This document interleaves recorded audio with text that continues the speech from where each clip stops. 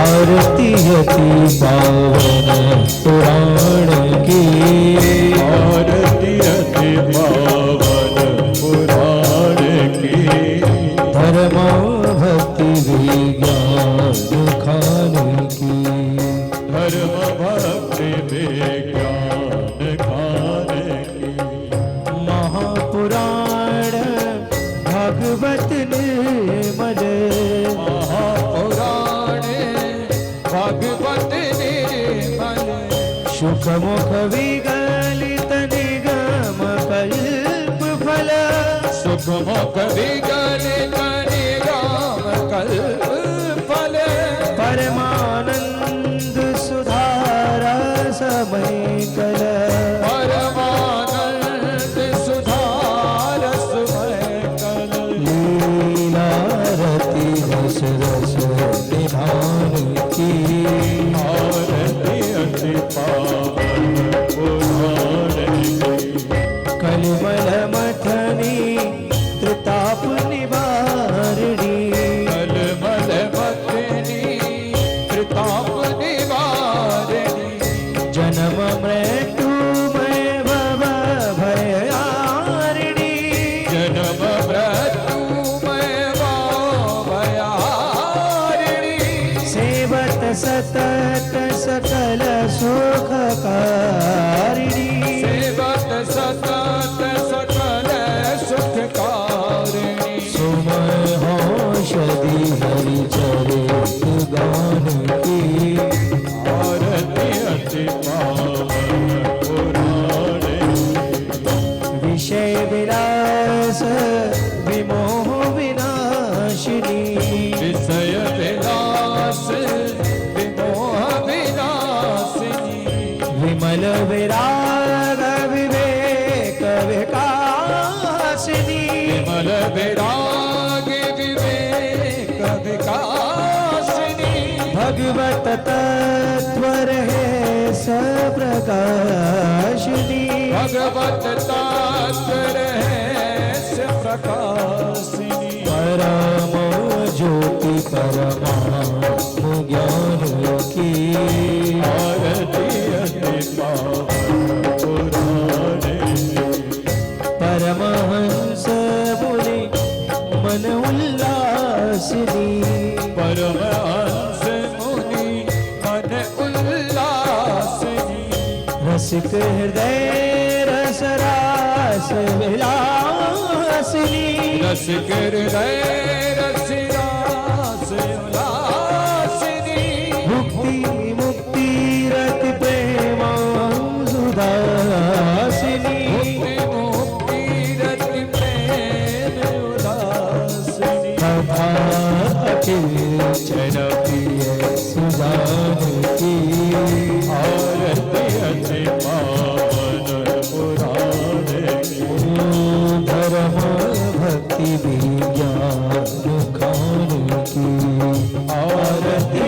अति आरती अति पावन, आरती अति पावन पुराण की। बोले श्रीमद् भागवत महापुराण की जय। निरालक्षितो न सहसा पुरुषस्य तस्य सद्यो वशीकरणचूर्णमनन्त शक्तिं तं राधिका चरणरेणुमनो स्मरामि,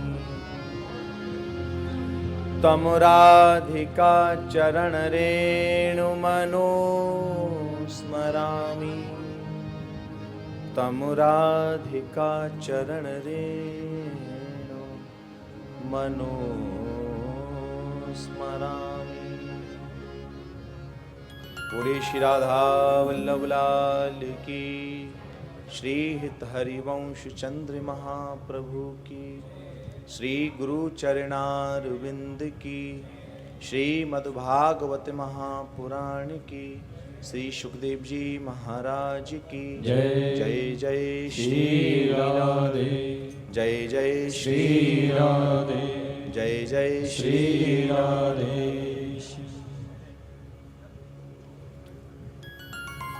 अनंत कोट ब्रह्मांड नायक अखिल परात्पर रसखन मोहन मूर्ति परमाचार्य आनंद विभूषित वंशी अवतार श्री हित हरिवंशी चंद्र महाप्रभु जी के परम लाडले ठाकुर श्री राधा वल्लभ जी महाराज की साक्षात वांगमयी शब्द प्रतिमा स्वरूप श्रीमद् भागवत महापुराण साप्ताहिक भक्ति अनुष्ठान के आज विश्राम दिवस की कथा में अवगाहन के लिए जा रहे हैं। उपस्थित समस्त कथा अनुरागी भगवत प्रेमी श्रोताजनों, कल आप सभी श्री ठाकुर जी की दिव्य महाराज क्रीड़ा, मथुरा गमन, कंसवध एवं श्री कृष्ण रुक्मिणी मंगल विवाह प्रसंग के लिए श्रवण किए। आज की कथा में शेष 16,107 विवाहों का वर्णन, लेकिन इतना ध्यान रखेंगे, आप ये मत सोचना कि जिस प्रकार से विस्तृत चर्चा श्री कृष्ण रुक्मिणी मंगल विवाह की हुई ऐसी ही इनकी भी होगी, केवल सांकेतिक रूप में ही। यदि विस्तृत चर्चा करने लगे तो 7 दिन भी कम पड़ जाएंगे, तो केवल सांकेतिक रूप में ही श्रवण करेंगे। सुदामा चरित्र है, आदि और भी प्रसंग हैं, बड़े भाव श्रद्धा के साथ श्रवण करेंगे। आज की कथा में प्रवेश करें। आइए सभी मिलकर के 2 मिनट भगवत नाम संकीर्तन करेंगे, फिर इसके पश्चात आगे की कथा में प्रवेश करेंगे। मेरो प्यारो नंद लाल किशोरी राधे, मेरो प्यारो नंद लाल मस्ती में गुनगुनाइए। मेरो प्यारो नंद लाल किशोरी राधे, मेरो प्यारो नंद लाल किशोरी राधे, किशोरी राधे श्यामा प्यारी राधे, किशोरी राधे ओ श्यामा प्यारी राधे, किशोरी राधे श्यामा प्यारी राधे, किशोरी राधे ओ श्यामा प्यारी राधे, मेरो प्यारो नंद लाल किशोरी राधे, मेरो प्यारो नंद लाल किशोरी राधे, मेरो प्यारो नंद लाल किशोरी राधे, मेरो प्यारो नंद लाल किशोरी राधे, श्यामा प्यारी राधे, ओ श्यामा प्यारी राधे, श्यामा प्यारी राधे, ओ श्यामा प्यारी राधे, श्यामा प्यारी राधे, ओ श्यामा प्यारी राधे। बोली भक्तवत्सल भगवान की जय। सभी के मन में विचार चल रहा होगा, बड़ी जल्दी कीर्तन हो गया।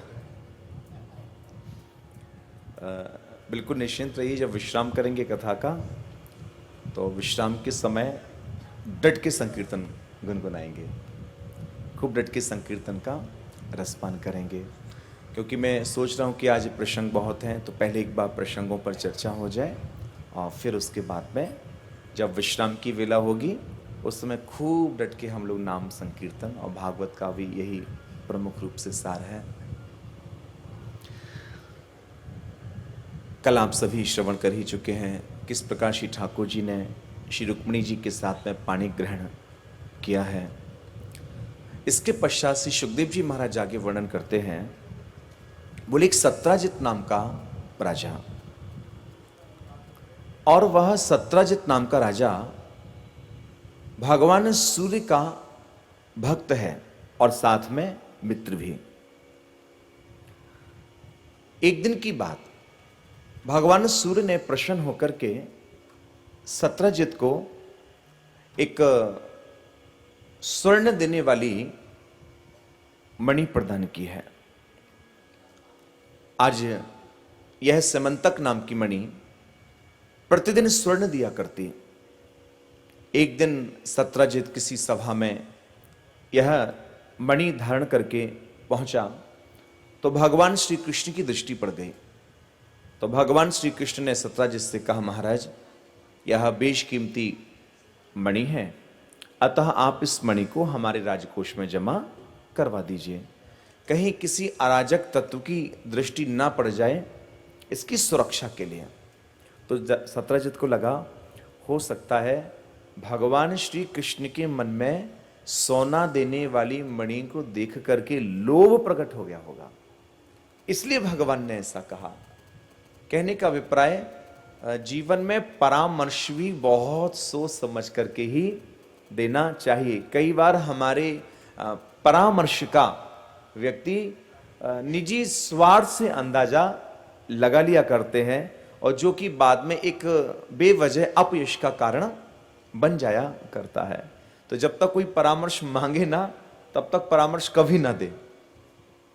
जहां लगे कि यहां आवश्यकता है तो भले ही पहल कर ली जाए, लेकिन यहां भगवान श्री कृष्ण ने मात्र, वरना श्री कृष्ण को क्या आवश्यकता, सहज रूप में कह दिया भाई कोई अराजक तत्व की दृष्टि पड़ जाएगी, इससे अच्छा हमारे राजकोष में जमा करा तो सुरक्षित रहेगी।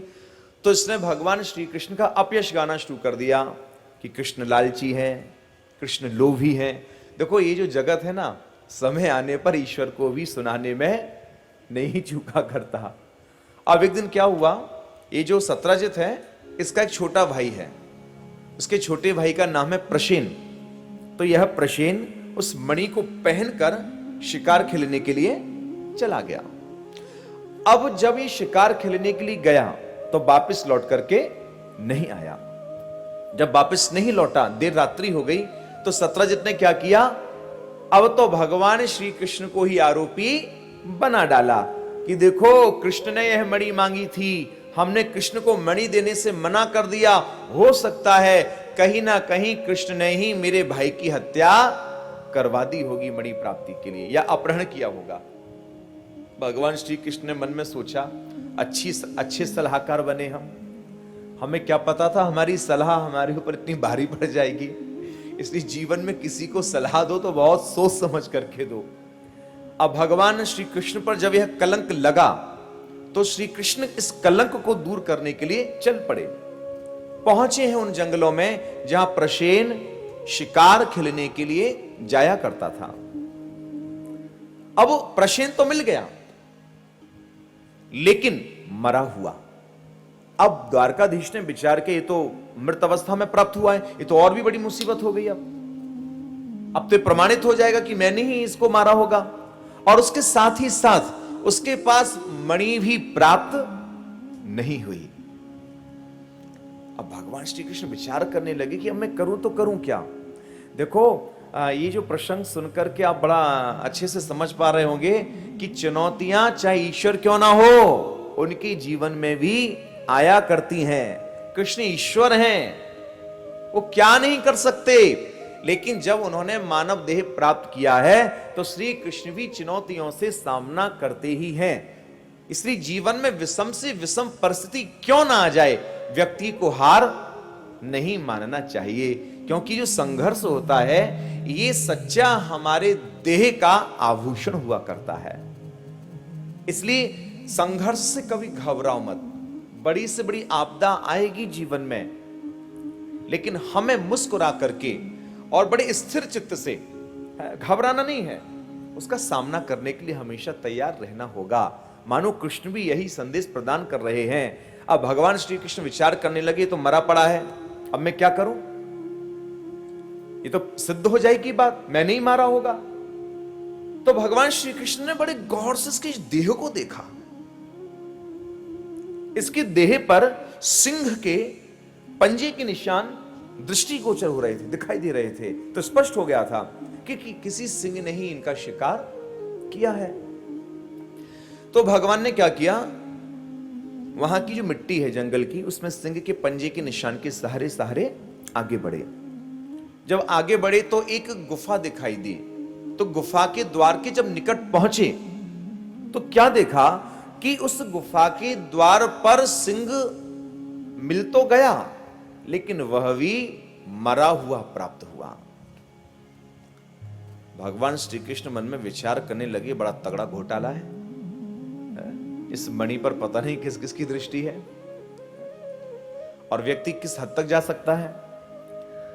क्योंकि हमारे आचार्य ने कहा है, सब पापन को छत्र है, लोभ से मन ही हटाए, निष्प्रय ही संतोष करे, रहे भजन चितलाई। जो लोभ जो प्रवृत्ति होती है, कहीं ना कहीं व्यक्ति की बुद्धि को वही भ्रष्ट कर दिया करती है। भगवान विचार करने लगे, इससे सिंह भी मरा पड़ा है, अब मैं क्या करूं। तो जैसे ही गुफा के अंदर प्रवेश किया तो क्या देखा, एक कन्या मणि के साथ में खेल रही थी। उसी समय इस कन्या का पिता आ गया जामवंत, और यह कृष्ण के साथ में युद्ध करने लगा। 27 दिन तक युद्ध चला। ये जामवंत हरा नहीं पाया। जामवंत की एक एक नस ढीली हो गई।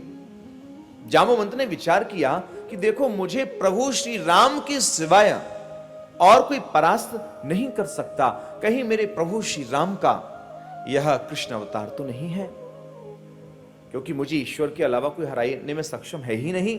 तभी चरणों में नतमस्तक हुआ, मेरे प्रभु श्री राम आप कहे कृष्ण अवतार है।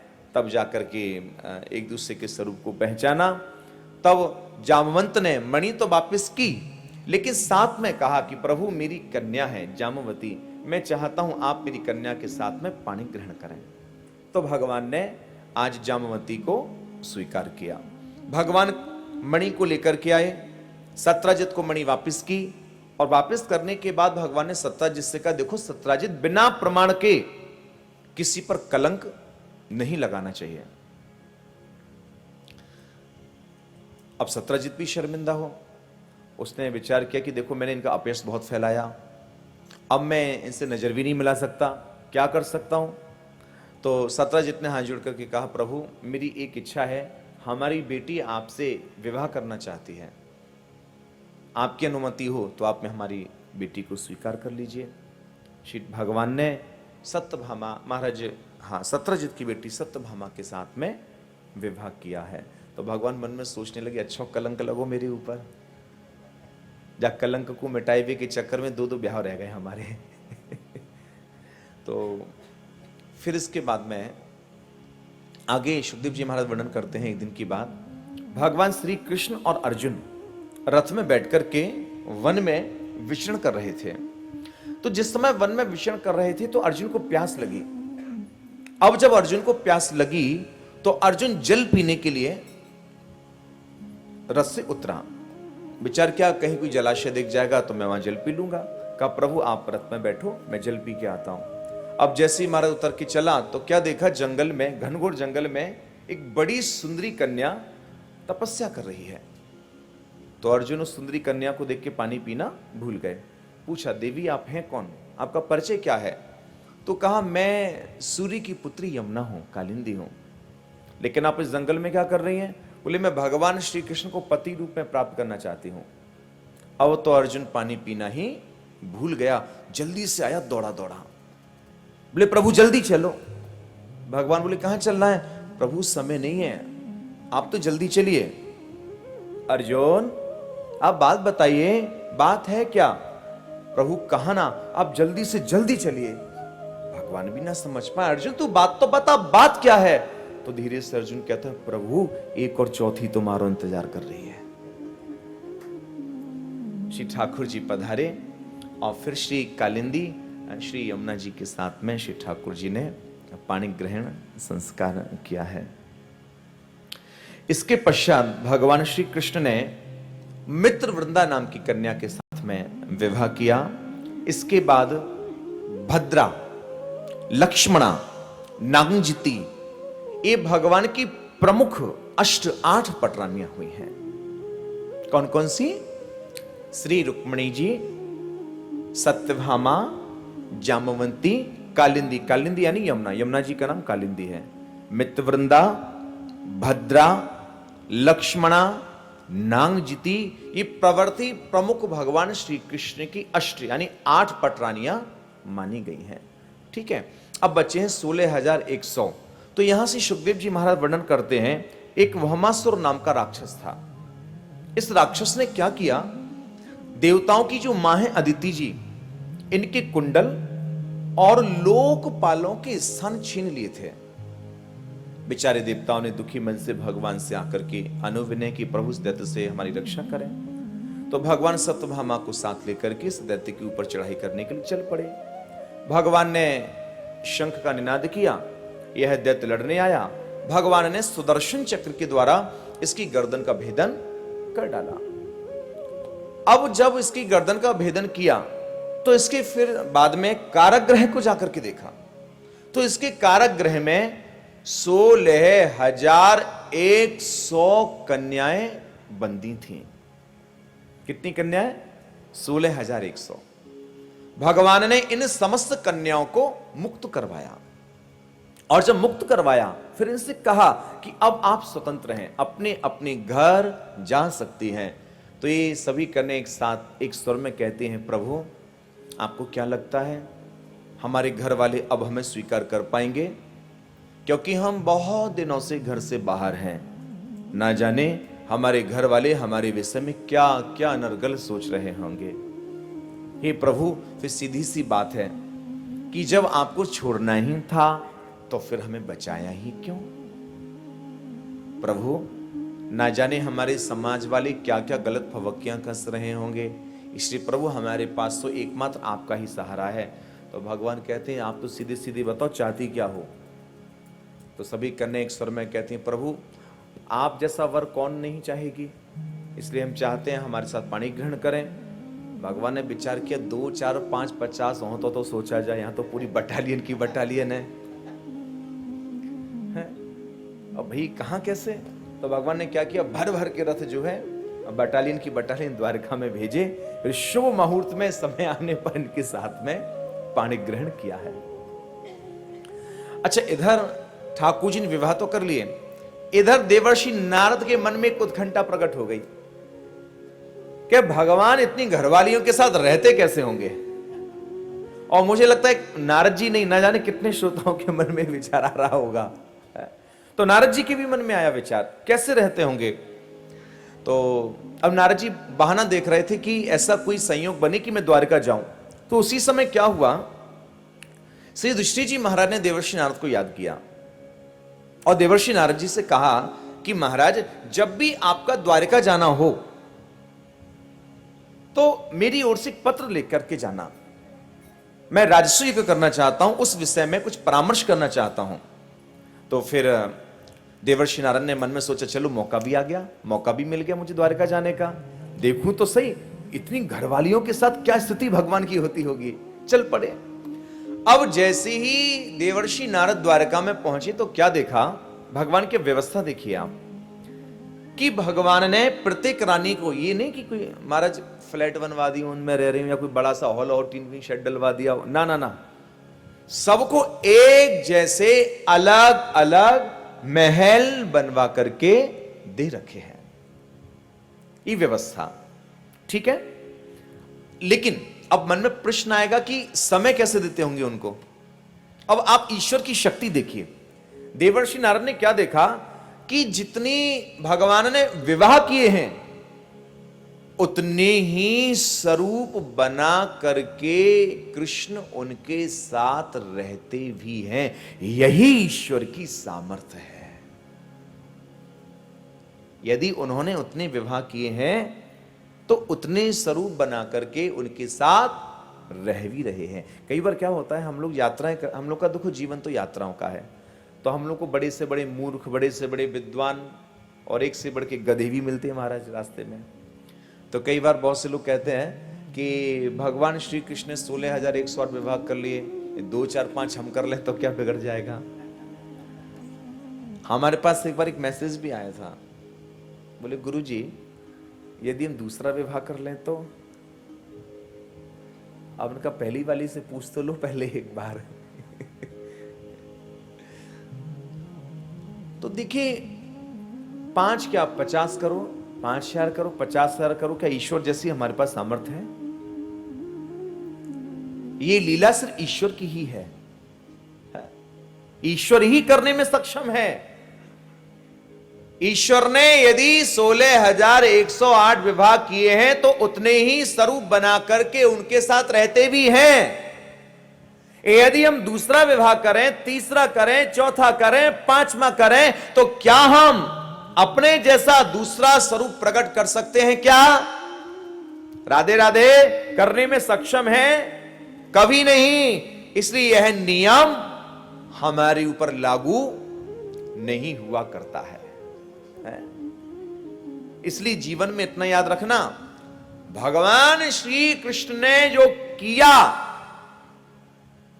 वह जीवन में किया नहीं जा सकता। हां, प्रभु श्री राम की मर्यादा जीवन में उतारी जा सकती है, लेकिन श्री कृष्ण का किया नहीं किया जा सकता। हां, कृष्ण का कहा मानने लायक है, ना कि किया। अब कृष्ण ने तो गिरिराज पर्वत उठाया। राधे राधे। आप एक ईंट उठा के दिखा लो, 7 दिन तो छोड़ो, 7 मिनट उठा के दिखा दो। ये सब ईश्वर की सामर्थ्य है। इसलिए मैं तो बहुत खुल के बोलता हूं, कृष्ण का किया करने लायक कभी नहीं है। कृष्ण का सिर्फ कहा मानने लायक है। कृष्ण ने समाज को जो संदेश दिए हैं, हमें उनका ही अवलोकन और उनको ही अपने जीवन में स्थान प्रदान करना है। अब आप देखिए ना, उतने विवाह किए तो उतने महल उनको बनवा करके भी दिए। ये इनका ऐश्वर्य है, ये उनका वैभव है, और उनके साथ रहने की क्षमता भी उनके पास में है। ये उनका सामर्थ्य है। अच्छा, आपको पता भगवान के बच्चे कितने हुए? नहीं पता? एक बार राधे राधे बोलो। ऐसे थोड़ी ना, जोर से बोलना पड़ेगा। दोनों हाथ उठा के बोलो। ज्यादा नहीं, प्रत्येक रानी से एक एक पुत्री। कितनी? एक एक पुत्री है, और सिर्फ 10-10 लड़के हैं।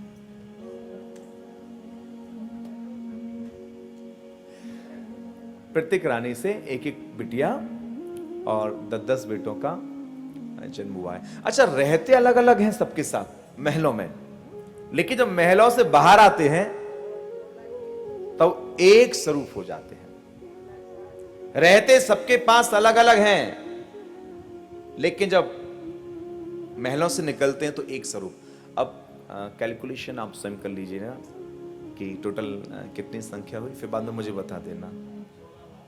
आपने कर भी लिया? अरे गजब दिमाग चल रहा। स्वाभाविक है ये। 10-10, हाँ, वो 10 गुना सीधा सीधा, जीरो लगानी है बस।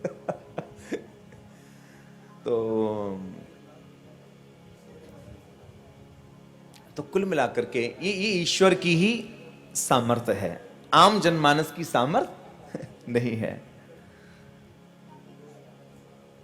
अच्छा, मेरे पास एक प्रश्न और आया था। आप ही ने कल भी चर्चा की, और अभी जब आरती हो रही थी तो आपने चर्चा की कि भगवान श्री कृष्ण ने श्री राधा जी के साथ में विवाह क्यों नहीं किया। तो देखो, ब्रह्म वैवर्त पुराण है, ब्रह्म वैवर्त पुराण में उल्लेख है, भगवान श्री कृष्ण ने यहाँ यमुना जी की उस पार एक स्थान है भांडीर वन, वहाँ श्री राधा रानी के साथ में विवाह किया है, और स्वयं श्री ब्रह्मा जी ने ही विवाह को संपन्न करवाया है। दूसरी बात, 2 प्रकार की भगवान की लीलाएं हैं, कल भी शायद उल्लेख किया था। एक होती नित्य लीला और दूसरी होती है नैमित्तिक लीला। नैमित्तिक लीला कहते हैं था थी थे, जिनमें श्री ठाकुर जी कुछ समय की लीलाएं करने के लिए आए थे, लीला करके चले गए। तो उस समय उन लीलाओं में श्री ठाकुर जी ने ये 16,108 विवाह किए हैं। और जो नित्य जो लीला होती है, जहां ना जन्म है ना जाना है, वो तो अनवरत, सृष्टि से पूर्व, सृष्टि के उपरांत, महाप्रलय के बाद भी जिन लीलाओं का नाश नहीं होता है, समाप्ति नहीं होती है, उन लीलाओं के अंतर्गत तो श्री राधा वल्लभ लाल जी खूब प्रिया जी के संग में ब्यावला उत्सव करते हैं। और एक बार तो आप लोग भी श्री राधा वल्लभ लाल जी का ब्यावला उत्सव करा ही चुके हैं। तो ये श्री ठाकुर जी की ही सामर्थ्य है। और नित्य लीला में तो अनवरत, क्योंकि आपके मन में जब प्रश्न आया कि श्री ठाकुर जी ने राधा रानी के साथ में, तो सबसे बड़ा प्रमाण तो आप स्वयं ही हैं। आप लोगों ने भी तो श्री राधा वल्लभ जी व्यावला उत्सव कराया था, मुझे नहीं पता कब कराए थे आप, 10 साल पहले। तो विवाह तो आपने स्वयं करवाया राधा वल्लभ लाल जी का प्रिया जी के साथ में। और वैसे जो आपके अंदर जिज्ञासा है उसका यही उत्तर है कि ब्रह्म वैवर्त पुराण में यह उल्लेख प्राप्त होता है। और आज भी भांडीर वन में यदि आपके पास समय हो, मौका लगे, तो कल आप वहाँ दर्शन करके आप आइएगा। वहाँ श्री ठाकुर जी ने श्री प्रिया जी के साथ में विवाह किया है। लेकिन उनकी जीवन शैली जैसे पटरानी रानियों के साथ में है वो वैसा नहीं है। और वैसे भी जो राधा और जो कृष्ण तत्व है वह एक ही है। विहार करने का, लीला करने का मन है, 2 स्वरूप हो गए। वरना आपने देखा होगा राधा वल्लभ जी में, बांके बिहारी जी में श्री राधा रानी का प्रकट स्वरूप दिखाई नहीं देता है। वहां श्री राधा रानी की एक गादी सेवा है, क्योंकि हमारे यहाँ नाम सेवा को प्रमुख रूप से स्थान दिया गया है, इसलिए वहां राधा नाम की ही सेवा होती है। और ये जो श्री राधा वल्लभ जी का जो स्वरूप है उसमें ही श्री प्रिया जी का स्वरूप है। इसलिए हमारे यहाँ समय समय पर राधा वल्लभ जी में युगल दर्शन भी होते हैं। युगल दर्शन में आधा जो श्रृंगार होता है वह श्री कृष्ण का और आधा श्रृंगार श्री प्रिया जी का। तो बड़े नथ पहनाना, लहंगा पहनाना, तो आधा श्रृंगार श्री प्रिया जी का और आधा श्रृंगार श्री लाल जी का। इसलिए हमारे यहाँ संध्याकालीन वेला में आरती में गाते भी हैं। आप हमारे संत वाणी चैनल को सब्सक्राइब करें, वीडियो को लाइक करें, शेयर करें और हाँ, बेल आइकन पर क्लिक करना बिल्कुल ना भूलें, ताकि हमारी किसी भी वीडियो की सूचना सबसे पहले आपको मिले।